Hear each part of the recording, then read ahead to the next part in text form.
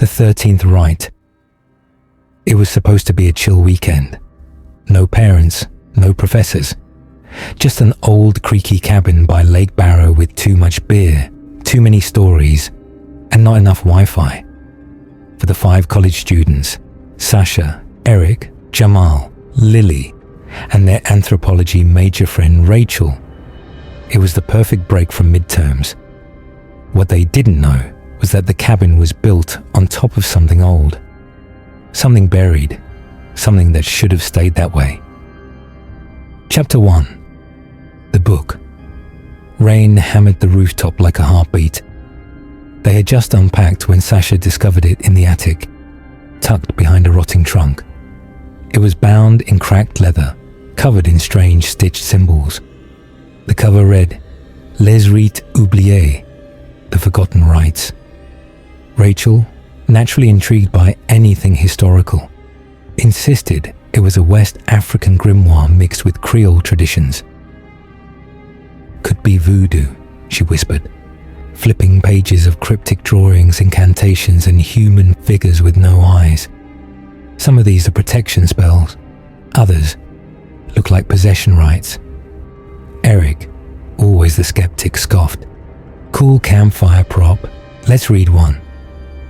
Jamal, already half drunk, dared Rachel to read one of the chants aloud. She hesitated, but eventually gave in.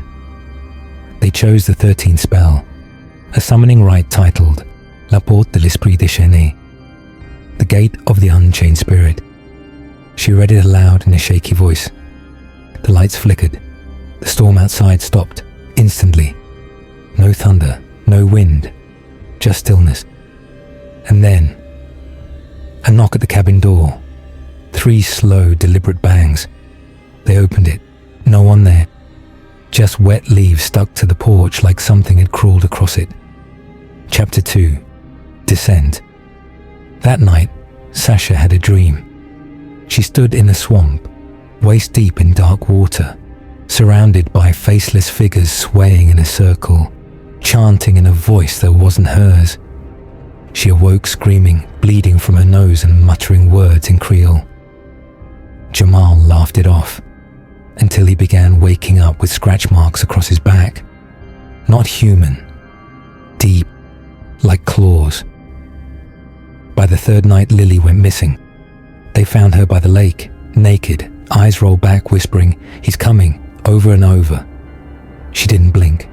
She didn't move. And she didn't breathe. But somehow, she kept talking. Rachel was convinced the 13th spell opened something, a spiritual gate. Something had passed through. Chapter 3. Sasha's madness. Sasha changed. Her voice dropped an octave. Her eyes were constantly dilated. She spoke to someone in the corner of rooms no one else could see. One night, Rachel found her crouched in the attic, whispering to the book. Her hands were covered in black ash, and her fingernails had been ripped off. "What are you doing?" Rachel cried. Sasha slowly turned her head, and with a broken grin said, "I finally understand it. The book doesn't teach voodoo. It feeds on the reader, page by page." That's when Eric screamed downstairs. They ran to him. He was hovering 3 feet in the air, eyes wide in terror, mouth opened unnaturally wide, as something invisible pulled his spine backwards until it snapped. Chapter 4. The twist. Rachel decided the book had to be burned. She and Jamal tried, but the flames wouldn't touch it. It was ice cold to the touch and seemed to hum when angry. Jamal began twitching uncontrollably. Blood streamed from his ears. "She's in my head," he yelled, and then he jammed a knife into his neck. Rachel fled into the woods, book in hand, desperate to bury it deep. She dug until her hands bled, but when she looked down, the book wasn't there.